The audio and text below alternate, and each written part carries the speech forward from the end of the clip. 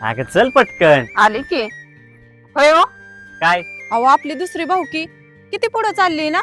गाडी घेत्यात, बंगला बांधत्यात, जमीन घेत्यात. त्यांच्यात लयच प्रगती होत चालली आहे.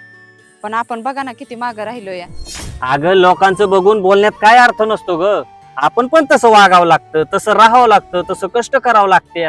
आपल्या घरामध्ये तुम्ही दोघी जावा येतं, तुमच्या दोघींचं कधी एकमेकांशी जमलंय का? ते तर नाहीच म्हणा.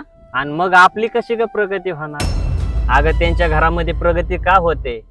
कारण की ते भाऊ भाऊ एकत्र काम करतायत, जावा एका विचारानं काम करतायत. घरामध्ये, शेतामध्ये, वेगवेगळ्या संकटामध्ये ते एका विचारानं काम करतात. सगळ्या संकटावरती सगळ्या विचारानं ते मात करतात.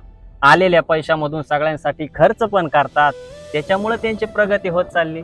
आणि आपली अधोगती का होती माहितीये का? अगं ती 4 दिवस माहेरी गेली की तू 8 दिवस गेलीच. तिने हॉटेलमधून आणून खाल्लं की तू हॉटेलमध्ये गेलीच.